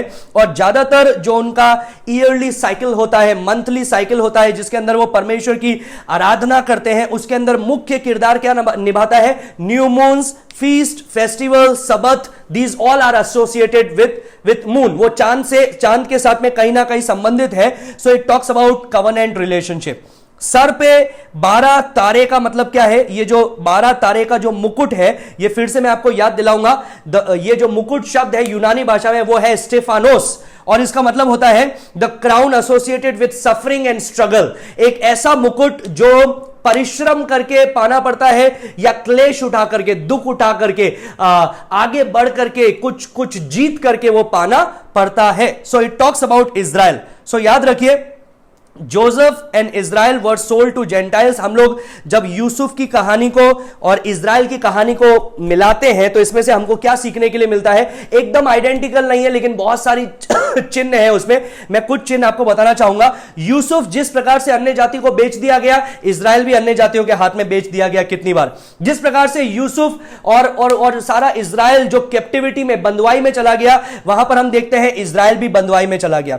जिस प्रकार से यूसुफ अन्य जाति के नगर में गाड़ दिया गया, वैसे इज़राइल को भी कई जगह पर अन्य जाति के नगर में गाड़ दिया गया। जैसे यूसुफ को परमेश्वर ने सुरक्षित रखा अलग अलग स्थानों में, जब कुएं में था तो सुरक्षित रखा, जब बंदी गृह में था तो सुरक्षित रखा, पोतीफर के घर में था तो सुरक्षित रखा, और परमेश्वर ने उसको अंत में जो सपना था वो पूरा करा, वो दर्शन को पूरा हुआ। और उसी प्रकार से इज़राइल को भी हम लोग देखते हैं कि परमेश्वर ने हर परिस्थिति के अंदर परमेश्वर ने उसको प्रिजर्व किया, उसको प्रबंध किया, परमेश्वर ने उसको सुरक्षित रखा, उसको छुटकारा दिया, उसको उद्धार दिया, उसको अधिकार देने वाला है, जो हम लोग अंत की बातों में देख रहे हैं। So a very beautiful imaginary from the book of Genesis. उत्पत्ति के पुस्तक से बहुत ही अच्छा एक ये बात यहां पर हमको देखने के लिए मिलता है। तीसरा चीज हम लोग देख रहे हैं, this lady she is pregnant.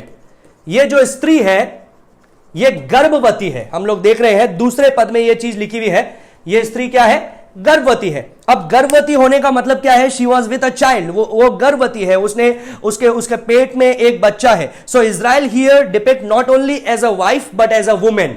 ना सिर्फ एक पत्नी करके उसको बताया गया है, लेकिन एक स्त्री करके बताया गया है। और ऐसी ही स्त्री नहीं, उसको बताया गया है प्रेग्नेंट वुमेन, एक गर्भवती स्त्री के जैसे उसको बताया गया है। और ये एक बहुत ही फेमिलियर बात है जो हम लोग पुराने नियम से देखते हैं। मैं कुछ पद आपको दूंगा, लिखते जाइए। यशायाह 26, यशायाह 54, आइज़ाया चैप्टर 26, आइज़ाया चैप्टर 54, आइज़ाया चैप्टर 66, 66, होशे 13वां अध्याय, होशे 13वां अध्याय, मीका 4था अध्याय और मीका 5वां अध्याय। She is seen as a mother in all these chapter. ये सारे अध्यायों के अंदर वो एक माता करके उसको बताया गया है। यशायाह 26, यशायाह 54 54, यशायाह 66 66, होशे 13, होशे नबी की पुस्तक 13वां अध्याय, मीका नबी की पुस्तक 4था अध्याय और मीका नबी की पुस्तक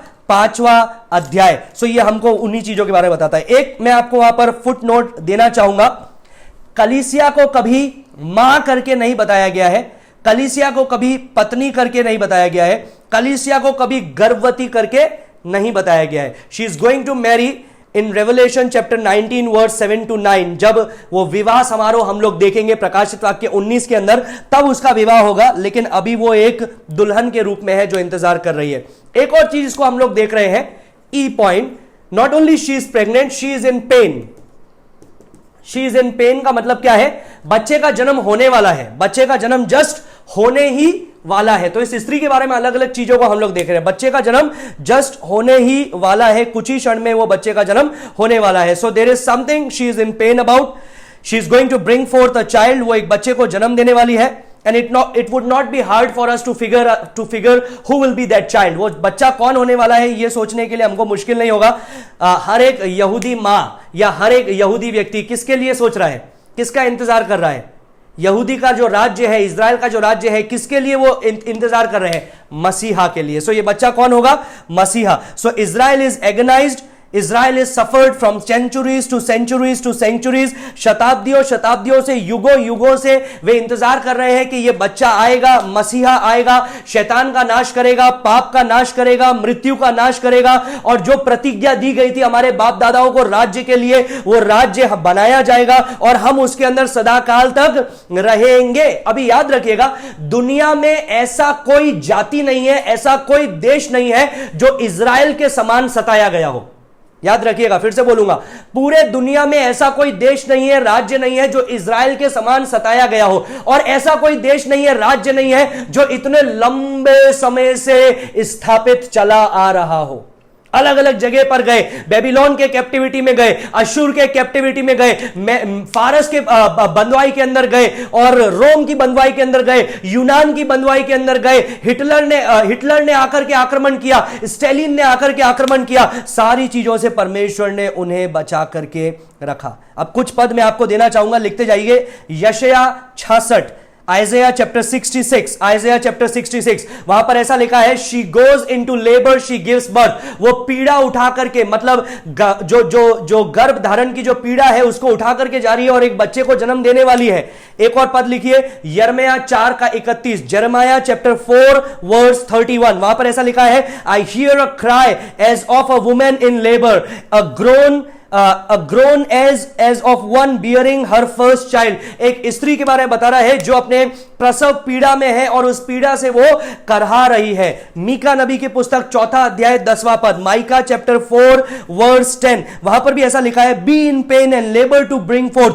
तू प्रसव पीड़ा उठा और तू शिशु को, बच्चे को जन्म ले। तो याद रखिएगा, सिंस देयर एग्जिस्टेंस, जब से अब्राहम को परमेश्वर ने चुना उस दिन से लगा करके, और जब अब्राहम से इजहाक, इजहाक से याकूब, याकूब का नाम इजराइल लिखा गया, उससे 12 गोत्र बने, तब से वो सताए जा रहे हैं, दुख उठा रहे हैं, परेशानी उठा रहे हैं। लेकिन याद रखिए, एक राज्य है जो राज्य आने वाला है उनके लिए। उत्पत्ति 3 अध्याय की 15वें पद के अंदर परमेश्वर ने जो प्रतिज्ञा की थी, जब मनुष्य ने पाप किया, परमेश्वर ने क्या बोला? ये जो ये स्त्री का वंश या स्त्री का जो बीज है, इंग्लिश में लिखा है the seed of the women, मतलब स्त्री का वंश, स्त्री का जो बीज है वो इस सांप के सर को कुचलेगा और ये सांप उसकी एड़ी को डसेगा। तो वो शैतान क्या कर रहा है? शैतान किसी भी तरह से हो सके वो इजराइल का खात्मा करने के लिए सोच रहा है, और यही उस 7 साल के समय में भी होने वाला है, क्योंकि यहां पर वही स्त्री बताया गया है। आइए हम लोग आगे चले, दूसरा चिन्ह को देखेंगे। What is the second sign? दूसरा चिन्ह है 3 पद और 4 पद, पढ़ेंगे जल्दी से, 3 और 4, 12 का 3 और 4 प्रकाशित वाक्य। एक और चिन्ह स्वर्ग में दिखाई दिया, और देखो एक बड़ा लाल अजगर था जिसके 7 सर और 10 सींग थे, और उसके सिरों पर 7 मुकुट, राज मुकुट थे। तीसरा और चौथा, हाँ। उसकी पूंछ ने आकाश के तारों की 1/3 को खींचकर पृथ्वी पर डाल दिया। वह अजगर उस स्त्री के सामने जो जच्चा थी खड़ा हुआ कि जब वह बच्चा जने तो उस बच्चे को निगल जाए। हाँ, बस इतना काफी है। 3 और 4। अभी हम लोग यहां से अलग अलग बातें देख रहे हैं इस बड़े लाल अजगर के बारे में। अभी याद रखिएगा, ये बड़ा लाल अजगर कौन है?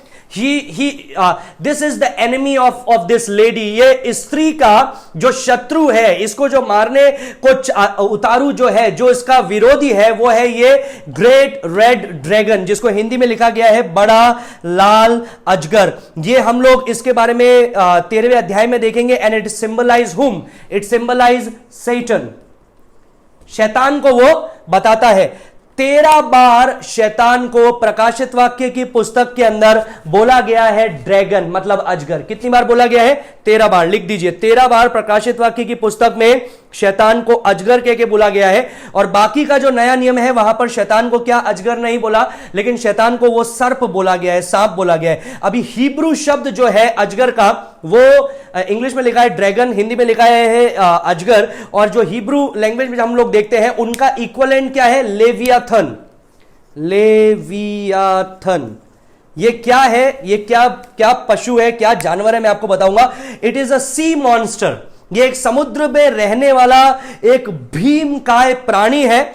Massive creature, more bigger and huge than a dragon and even a snake. एक सांप से बड़ा, फिरोशियस, फियरसम एनिमल है ये। अयूब उसका 41 1 से 34 तक पढ़िएगा। अयूब, जोब चैप्टर 41 वर्सेस 1 थ्रू 34।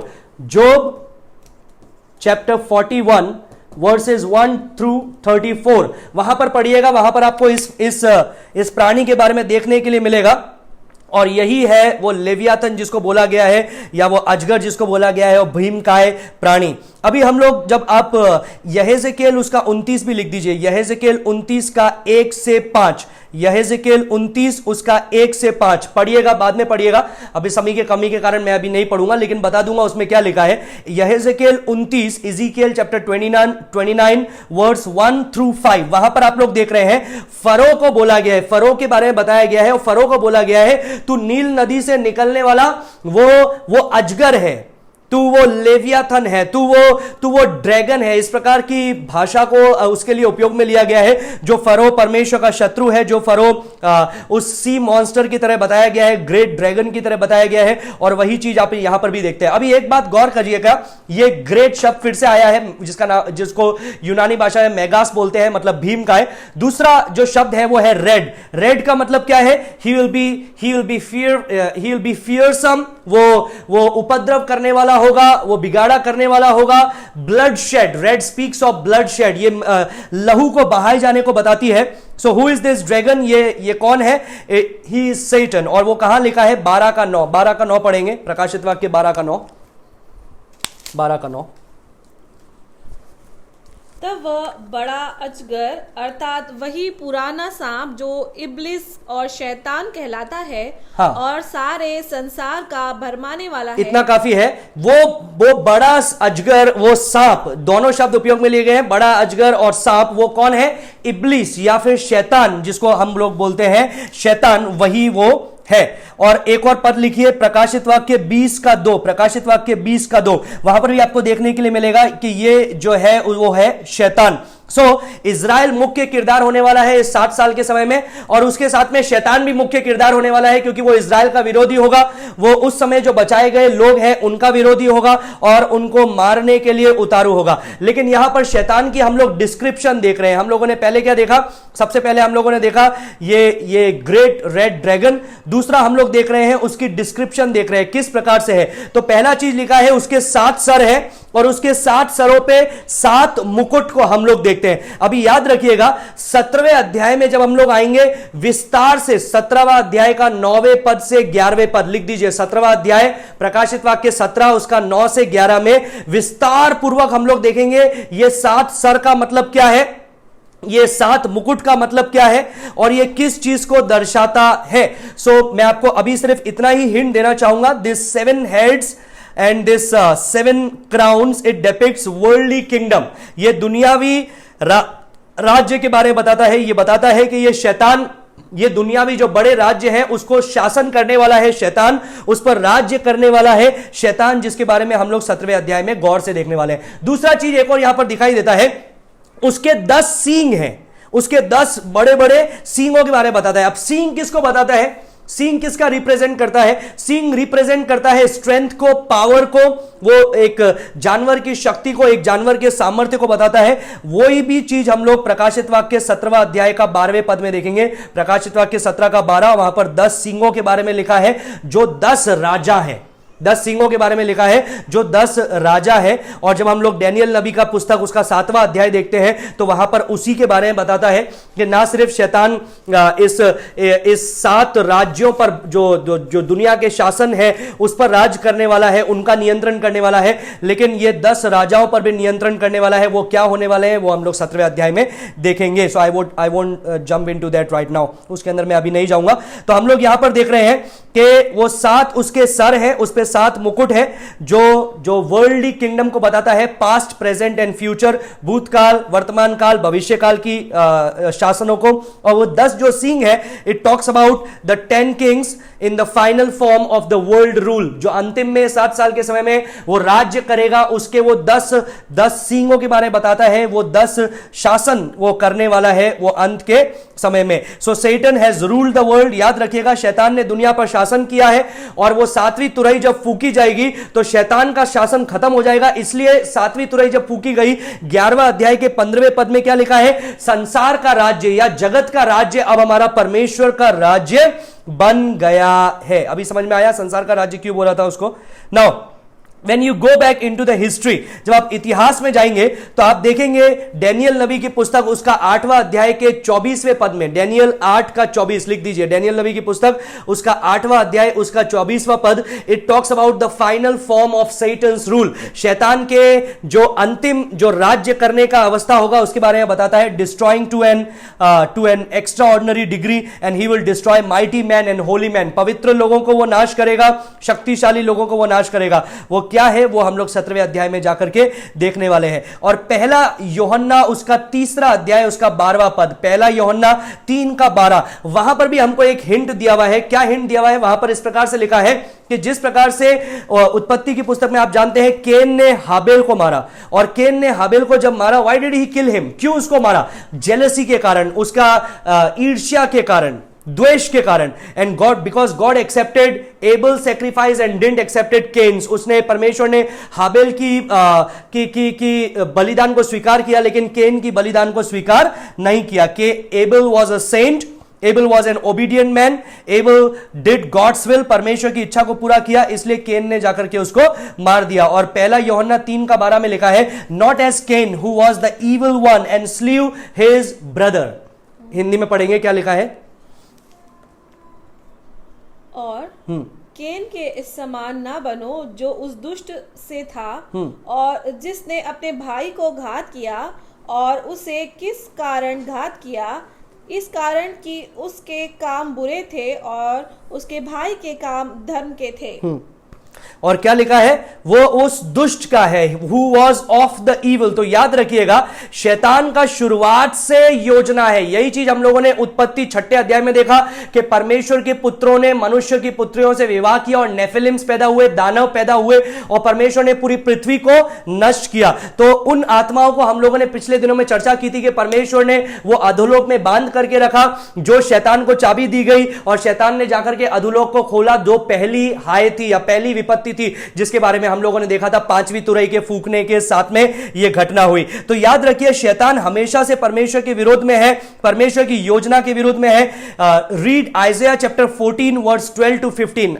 यशायाह 14 12 से 15 लिख दीजिए, उसको बाद में पढ़िएगा। यशायाह 14 12 से 15 और यशायाह 28 12 से 17। यशायाह 14 12 से 15, यशायाह 28 12 से 17। Read these two passages and it will give you insight about Satan's rebellion against God. शैतान ने परमेश्वर के विरुद्ध कैसे बलवा किया उसके बारे में वो बताता है। यशायाह 14 12 से 15 और यहेजकेल 28 12 से 17, यहेज़ेकेल, Ezekiel chapter 28 verse 12 to 17, it talks about the rebellion of Satan against God.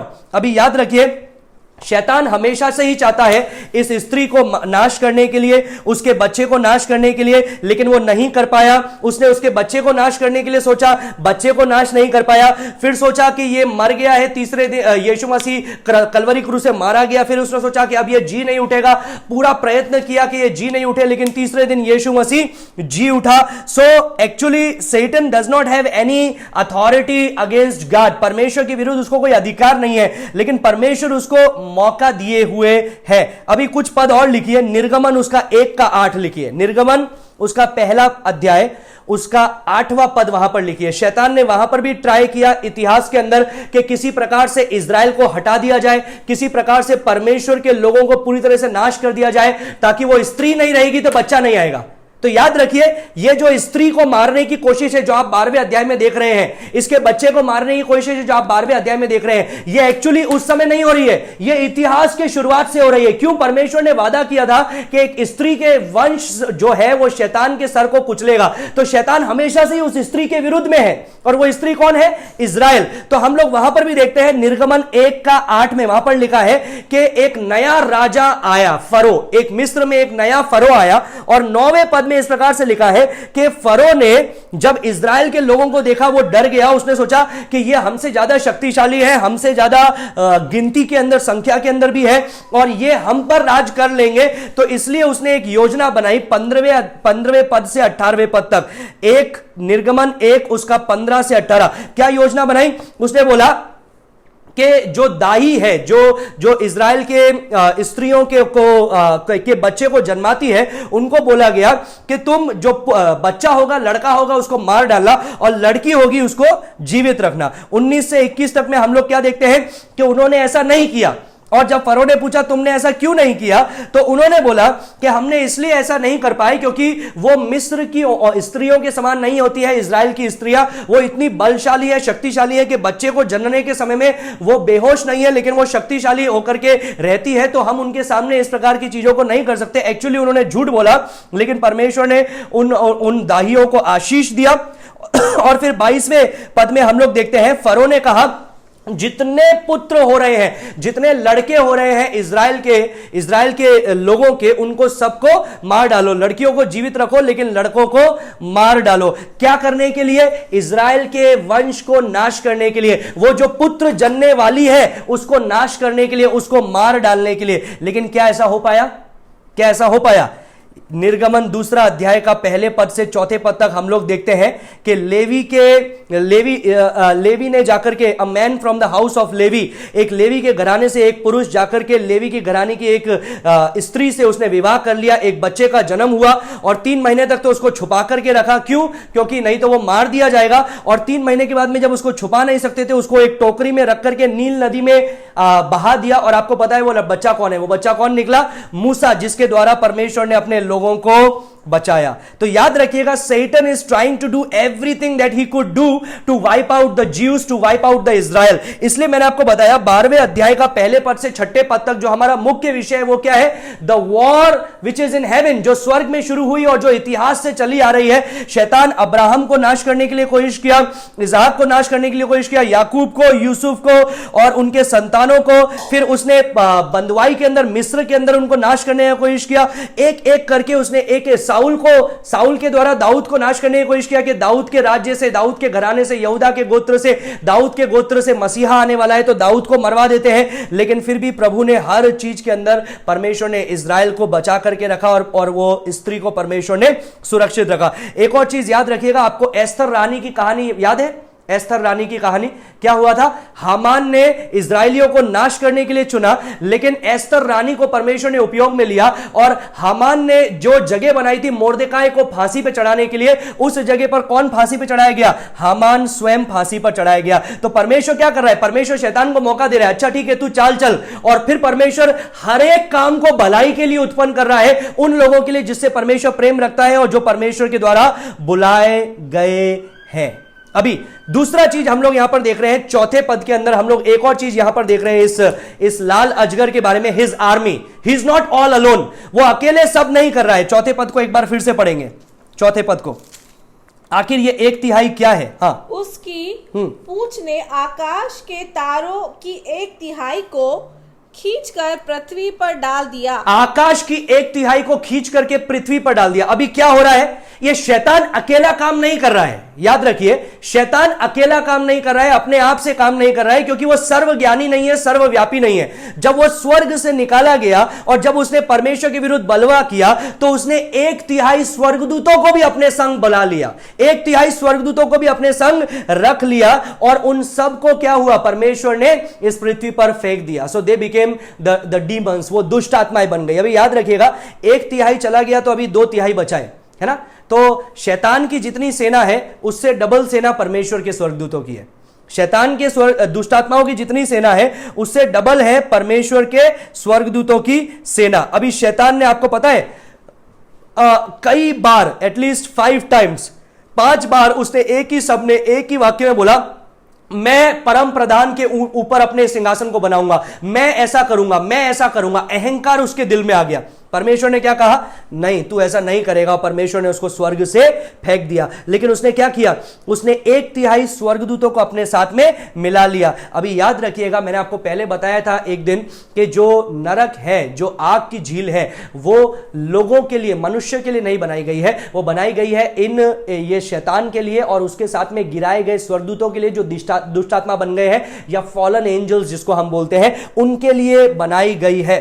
और याद रखिएगा, they are always waging war against God, against the holy angels, पवित्र स्वर्गदूतों के विरुद्ध वो हमेशा युद्ध करते रहते हैं। 7वें पद में हम लोग उसी युद्ध को देखेंगे, 12 का 7 में उसी युद्ध को देखेंगे जो स्वर्ग में चल रहा है, आकाश में चल रहा है, और यही युद्ध ये शैतान यहां पर भी कर रहा है। और चौथे पद में एक और चीज हम लोग देख रहे हैं, dragon standing before the women.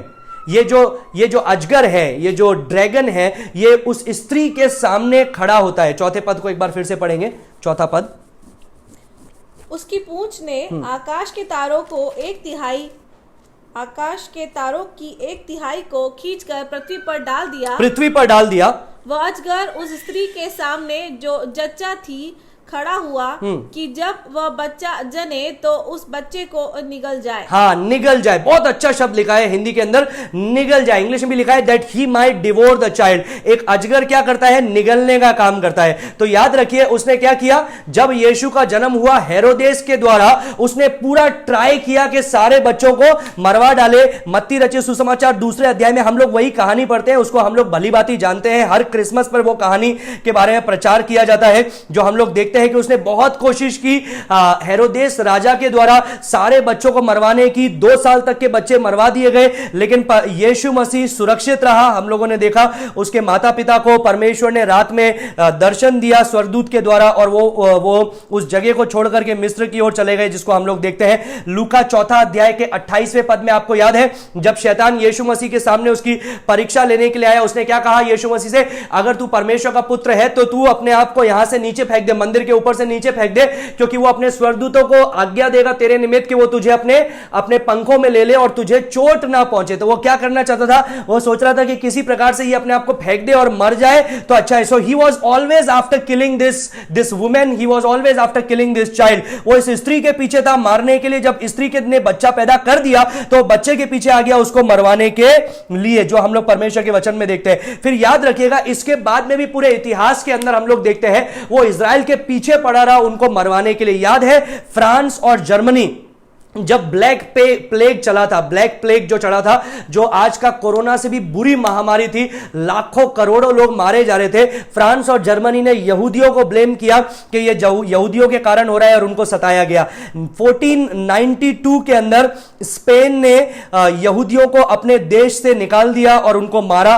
Roman Catholics ने जो यहूदी है उनको यीशु मसीह के नाम से मारा, यीशु मसीह के नाम से उनको कई लाखों लोगों लोगों को जला डाला, मार डाला। 1882 में रशियंस लोगों ने यहूदियों को मारा। 1894 के अंदर एक इनफेमस ड्रेफस अफेयर चला और उसके अंदर यहूदियों को ब्लेम किया गया, उनको मारा गया। हिटलर यहूदियों के पीछे था, 60 लाख से भी ज्यादा यहूदियों को मौत के घाट उतारा गया। उसके बाद में अरबी जो लोग हैं, अरेबियंस हैं, वो भी अरब्स भी जो है वो यहूदियों के खिलाफ है, उनको मारा डाला जा रहा है। तो आप जानते हैं शैतान हमेशा इस स्त्री को मारना चाहता था और अब जब स्त्री के द्वारा बच्चा पैदा हो गया तो वो उस आशा को मारना चाहता है जो ये बच्चा लेकर के आने वाला है। मतलब उसके बच्चे को मारना चाहता है, इजराइल को मारना चाहता है, इजराइल को घात करना चाहता है। एक व्यक्ति जॉन फिलिप ने बहुत अच्छी रीति से कहा, उसने क्या कहा सुनिए। Significantly the turning point came in Moses life when he saw in the desert that mysterious burning bush which flamed and blazed away, but for all the cracklings of the fire was not consumed despite the ceaseless hatred of her foes, because God is in her midst. क्या लिखा है? वो इस प्रकार से बोला, मूसा के जीवन से आप देखें, उसने जलती हुई झाड़ी को देखा। वो झाड़ी पूरी तरह से आग से जल रही है लेकिन फिर भी नाश नहीं हो रही है क्योंकि परमेश्वर की उपस्थिति वहां पर है। So Israel cannot be consumed, Israel cannot be assimilated into the nations nor can be exterminated by the nations। ना तो वो इजराइल जो है दूसरी जातियों में पूरी तरह से मिल सकती है, ना ही दूसरी जातियां उसको पूरी तरह से नाश कर सकती है। She is like that burning bush in the wilderness, she burns but she never consumes। वो जलती तो है, जलती तो रहती है लेकिन नाश नहीं होती क्योंकि परमेश्वर उसको सुरक्षित रखता है। तीसरा हम लोग यहां पर अंतिम चीज देख रहे हैं, we read about the child। We read about the child। हम लोग पढ़ेंगे पांचवा पद, पांचवा और छठा पद। पांचवा पद पढ़ेंगे अभी सिर्फ। वह बेटा जनी जो लोहे का दंड लिए हुए सब जातियों पर राज्य करने पर था, और वह बच्चा एकाएक परमेश्वर के पास और उसके सिंहासन के पास उठाकर पहुंचा दिया गया। इतना काफी है। उस स्त्री ने क्या किया? एक बच्चे को जना। सो it talks about Jesus is incarnation. ये किसके बारे में बता रहा है? ये यीशु के बारे में बता रहा है। तो हमको पता है यीशु के बारे में, तो मैं सिर्फ इनकारनेशन लिख रहा हूं। सबसे पहले वो बातचीत करता है उस बच्चे के इनकारनेशन के जन्म के बारे में। हम लोग देखते हैं यूहन्ना की पुस्तक पहला अध्याय में क्या लिखा है? आदि में वचन था, वचन परमेश्वर के साथ था, वचन परमेश्वर था, वचन देहधारी हुआ और हमारे बीच में डेरा डाला। So it talks about the incarnation of the child. क्या लिखा है यहां पर? She gave birth to a son, a male child. उसने जन्म दिया एक पुत्र को। शैतान उसके विरुद्ध खड़ा हुआ, अजगर उसके विरुद्ध खड़ा हुआ, सारी स्वर्ग की गिरी हुई जो सेना है, दुष्टात्माओं की सेना, वो उसके विरुद्ध खड़ी हुई, लेकिन फिर भी परमेश्वर ने उनको प्रोटेक्ट किया और एक बच्चे को जन्म दिया। She gave birth to a child. उसने एक बच्चे को जन्म दिया जो लोहे का राजदंड लिए हुए राज करता है। यशायाह 7वां अध्याय उसका 14वां पद याद है? वहां पर क्या लिखा है? एक कुंवारी बच्चे को जन्मेगी। यशायाह 9वां अध्याय याद है? जहां पर लिखा है unto us a child is born, unto us a son is given. हमारे लिए एक बच्चे का जन्म हुआ, हमारे लिए एक पुत्र दिया गया। सो दिस इज द सन। यह है यीशु मसीह जिसके बारे में यहां पर लिखा है, the son of Abraham, from the tribe of JUDA, the star sceptre of Jacob, the descendant of David. ये सारी चीजें हम लोग यीशु के अंदर देखते हैं। दूसरा चीज यहां पर लिखा है हिज कोरोनेशन। जल्दी से बताया गया है उसके जन्म के बाद में सीधा बताया गया है उसके हाथ में एक राजदंड लिए हुए उसने राज किया। उसने क्या किया? राजदंड लिए हुए राज किया। मैंने कल आपको बताया था भजन संहिता 2, कल का वीडियो देखिएगा। भजन संहिता 2 से इसका समानांतर संबंध है, पैरेलल है दोनों चीजें जो हम लोग यहां पर देख रहे हैं, और भजन संहिता 2 के अंदर भी हम लोग उन बातों को देख रहे हैं। By the way, the word rule, उसने राज्य किया। ये जो रूल शब्द है ये यूनानी भाषा में है पोइमाइनो।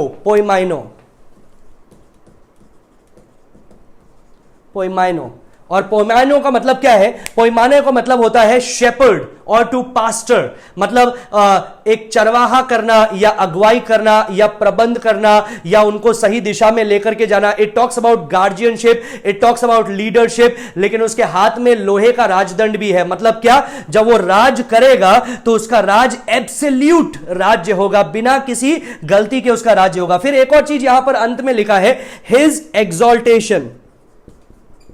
हिज एक्सॉल्टेशन क्या लिखा है? कुछ समय राज्य करने के बाद में क्या लिखा है? and her child was snatched up to God and to his throne. वो परमेश्वर के पास में बच्चा उठा लिया गया और परमेश्वर उसको उसके सिंहासन पर वो बैठ गया। अभी याद रखिएगा, क्रोनोलॉजिकली देखेंगे, ये सिर्फ घटना को बता रहा है। कल मैंने आपको शब्द बताया था कायरोस नॉट क्रोनोस, तो कायरोस बता रहा है, तो ये क्रोनोस के अनुसार देखेंगे तो ऐसा नहीं होता है। क्रोनोस के अनुसार जो हम लोग देख रहे हैं, समय सारणी के अनुसार क्या देख रहे हैं, सबसे पहले वो बच्चा का इंकारनेशन हुआ, यीशु मसीह का जन्म हुआ, फिर यीशु मसीह उठा लिया गया और फिर ये 60 साल का समय पूरा होने के बाद में उसका जो 7वीं तुरही फूकी जाएगी। मैंने आपको कल बताया था कि तुरही का फूकने का मतलब है अंत, न्याय, और तुरही का फूकने का मतलब राजा का अभिषेक भी है। तो कोरोनेशन उसका होगा और वो 1000 साल के समय के अंदर हमको लेकर के जाएगा। So Satan could not stop him from being born, उसको जन्म लेने के लिए वो रोक नहीं पाया, उसके छुटकारे की योजना को वो रोक नहीं पाया, और उसको राजा बनने से भी शैतान रोक नहीं पाता है, क्योंकि 11वें अध्याय के 15वें पद में हम लोगों ने वो स्पष्ट रीति से देखा है कि वो राज्य करेगा। So we have come from eternity past to the fall of Satan and all the way to the end of tribulation. हमने कहां से चले, शुरुआत से, कि स्त्री का वंश शैतान के सांप के इस सर को कुचलेगा। फिर हम लोगों ने उस सांप के गिरने के बारे में देखा जो उससे भी पहले हुआ, और फिर हम लोगों ने उस बच्चे के जन्म के बारे में देखा। अभी अंतिम 6ठा पद यहां पर लिखा है, उस 1260 दिन के अंदर परमेश्वर अपने लोगों को, इज़राइल को सुरक्षित रखेगा। So it talks about what, it talks about the great tribulation, महाक्लेश के समय के बारे में बताता है। कौन सा पद बताता है, आखिरी पद, 6ठा पद, आखिरी पद पढ़ेंगे।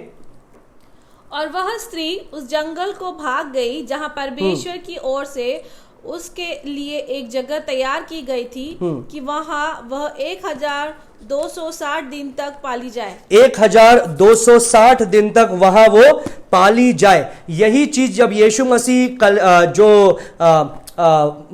अपना सरमन दे रहा था, sermon on the not sermon on the mount, the Olivet discourse, वो जैतून के पर्वत पर जब अपने वो बातों को कह रहा था, जो मत्ती 24 के अंदर हम लोग देखते आए हैं, उसके अंदर यीशु मसीह इसी बातों को बताया है। मत्ती 24:15 से 21 में पढ़ना चाहूंगा। मत्ती 24:15 से 21, वहां पर ऐसा लिखा है, इसलिए जब तुम उस उजाड़ने वाली घृणित वस्तु को, जिसकी चर्चा दानियेल भविष्यवक्ता के द्वारा हुई थी, पवित्र स्थान में खड़ी हुई देखो।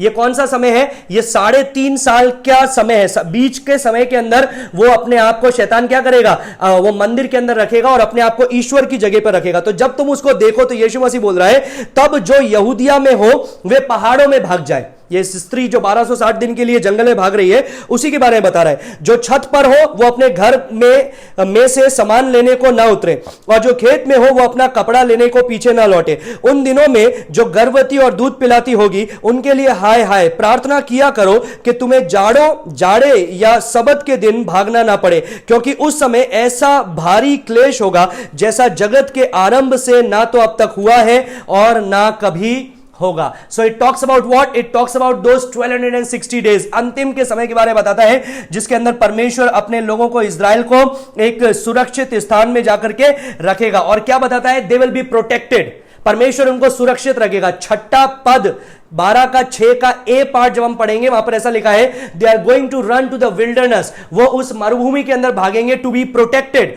वो 1260 दिन के लिए परमेश्वर उनको सुरक्षित रखेगा। अब वहां से जब इज़राइल से हम लोग मरुभूमि देखते हैं, तो हम लोग डेड सी जो है, उनका मृत समुद्र, उसके दक्षिण की तरफ में देख सकते हैं, जो मोआब, अमोन या एदोम का जगह कहलाता है। और कई लोग ये भी मानते हैं, जो पेट्रा, जो मैंने पहले आपको बताया था, जो पेट्रा जो रॉक है, उसके अंदर जो सिटी बना हुआ है, पेट्रा सिटी जिसको बोलते हैं, जिसका एक छोटा सा मुंह है, और फिर उसके अंदर जाते हैं तो पूरा एक विशाल काय नगर है, वो जगह हो सकता है जहां पर परमेश्वर इन लोगों को, इज़राइल को सुरक्षित रखेगा। इसलिए कई लोगों ने वो पेट्रा जगह पर क्या किया है, अंदर अंदर में जाकर के पवित्र शास्त्र से कुछ कुछ पद लेकर के गए हैं, कुछ कुछ पन्ने लेकर के गए और छुपा दिए। क्यों? ताकि हो सकता है अगर इज़राइल 1260 दिन वहां पर जाएगी और परमेश्वर को पर रखेगा, तो वहां पर उनको वो पन्ने मिलेंगे जो परमेश्वर के वचन से है, वो पढ़ेंगे। दूसरा चीज, अंतिम चीज यहां पर लिखा है, not only they will be protected, they will be provided, परमेश्वर उनको प्रबंध भी करेगा, क्योंकि वचन में लिखा है, there they will be taken care of, वहां पर परमेश्वर उनको सुरक्षित रखेगा, उनकी देखभाल करेगा। जैसा परमेश्वर ने मरुभूमि में मन्ना खिलाया था, हो सकता है उसी प्रकार से परमेश्वर उन 1260 दिन के अंदर उनको पालन पोषण करेगा, उनको भोजन प्रबंध करेगा। ये अंत का समय होगा और उसके बाद में यीशु मसीह आएगा और अपने जो 1000 साल का राज्य है उसको शुरू करेगा। अब याद रखिएगा 1260 दिन का मतलब है 3.5 साल, जो अंत का समय है। और 14वें पद के अंदर जब हम देखते हैं प्रकाशित वाक्य 12 का 14, वहां पर लिखा है कि क्या, एक बार पढ़ेंगे उसको, प्रकाशित वाक्य 12 का 14।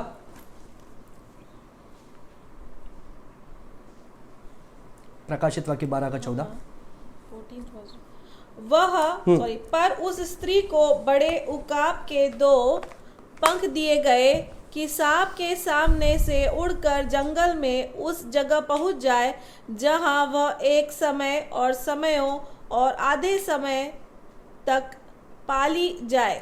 एक समय और समयों और आधा समय मतलब 1-2 साल और आधा साल, 3.5 साल, जो 1260 दिन है। तो परमेश्वर उसको वहां पर सुरक्षित रखेगा। ये उकाब के पंख दिए गए, इसका मतलब हो सकता है कि उनके लिए स्पेशल फ्लाइट हो वहां पर जाने के लिए, कोई स्थान, उस स्थान पर जाकर के छुपने के लिए, और 1260 दिन के लिए वो वहां पर छुपेंगे। अभी इससे हमको क्या पता चलता है? इससे हमको पता चलता है कि मेरे प्रियो, आप और मैं भी उस आत्मिक युद्ध का हिस्सा है, क्योंकि जिस प्रकार से पौलुस कहता है कि हमारा युद्ध मांस और लहू से नहीं है, लेकिन शैतान की, अंधकार की उन ताकतों से है, और वो हमेशा से ही परमेश्वर की योजना के खिलाफ है। तो याद रखिए, आज भी वो हर तरह से ट्राई कर रहे हैं कलीसिया को हराने के लिए, कलीसिया को नाश करने के लिए। इजराइल कहते पीछे तो वो पड़ा ही हुए है, लेकिन इजराइल के बाद में यदि किसी के पीछे पड़ा है तो वो है कलीसिया, क्योंकि इन दिनों में कलीसिया परमेश्वर की योजना को पूरी कर रही है। तो वो कलीसिया के पीछे पड़ा हुआ है, और ये आपकी और मेरी जिम्मेदारी है कि हम हर समय में, हर क्षण में ज्यादा से ज्यादा परमेश्वर का प्रचार करें, और ना सिर्फ परमेश्वर का प्रचार करें, अपने आप को आत्मिक रीति से तैयार रखें,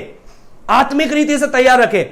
शिक्षा तो बहुत मिल जाएगी, थियोलॉजिकल स्टडीज तो बहुत मिल जाएगी, लेकिन आत्मिक रीति से अपने आप को तैयार रखें। प्रार्थना के अंदर, उपवास के अंदर, वचन पढ़ने में, वचन प्रचार करने में, आत्मिकता में सुरक्षा, अपने आप को स्ट्रांग बनाए, क्योंकि यह समय वो समय है जो हम लोग भी इसी के बीच में है, जो शैतान परमेश्वर के विरुद्ध है, और वही हमारे भी कलीसिया के भी विरुद्ध है। आइए परमेश्वर हम में से प्रत्येक को आशीष दे और अपने नाम से परमेश्वर हमको सामर्थ्यशाली बनाए। आइए प्रार्थना करें। धन्यवाद देते हैं प्रभु इस समय के लिए, सारी बातों में तेरे नाम को महिमा देते हैं। जो भी वचन पढ़ा गया है, जो बांटा गया है, परमेश्वर इस वचन को हमारे दिल में सील कर, ताकि हम इन बातों को दूसरों तक पहुंचाने वाले बने, सच्चाई की शिक्षा दूसरों तक पहुंचाने वाले बने, और तेरे राज्य की बढ़ोतरी हो। सारी बातों में तेरे नाम को महिमा देते हैं, यीशु के नाम से मांगते हैं, सुनो ग्रहण का पिता, आमीन। God bless you.